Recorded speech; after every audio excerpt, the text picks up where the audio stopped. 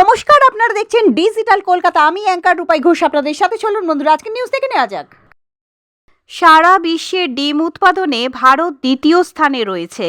16/11/2025 জাতীয় চিকেন দিবস পালন করলেন পোলট্রি ফেডারেশন। তাই সেদিন কেক নয়, পুরো চিকেন রোস্ট কাটা হয়।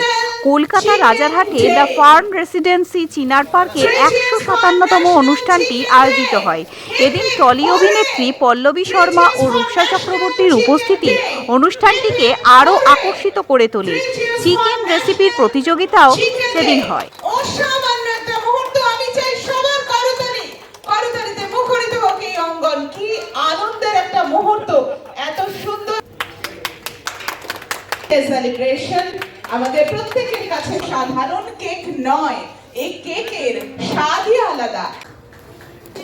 এবং তার সাথে সাথে কিন্তু স্পেশাল চিকেন বিরিয়ানি খুব প্রিয় খাদ্য আমারও, এবং আমরা পরে এমন একটা ন্যাশনাল চিকেন ডে শুধু পশ্চিমবঙ্গে হচ্ছে না, একযোগে সারা ভারতবর্ষে হচ্ছে। আজকের দিনটি একযোগে সারা ভারতবর্ষে পালন করা হচ্ছে।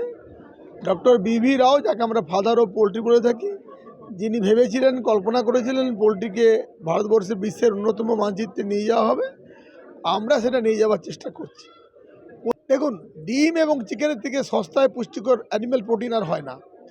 যেখানে ডাক্তার এবং বিজ্ঞানীরা বলছে আজকাল ডিম খেলে কোলেস্টেরল হয় না, যেখানে বিজ্ঞানীরা এবং ডাক্তাররা বলছেন প্রয়োজন মতো চিকেন খেতে পারেন, যেখানে এখন রেসিপিতে যারা নিউট্রিশনিস্ট তারা অর্ধেকটা ভাত অর্ধেকটা চিকেন খেতে বলছে, সেই জায়গায় দাঁড়িয়ে আমাদের রাজ্যের প্রতিনিয়ত চিকেন প্রোডাকশান এগ্রিকালচারকে উন্নত করবে এবং তার সঙ্গে এমপ্লয়মেন্টকে বাড়াবে।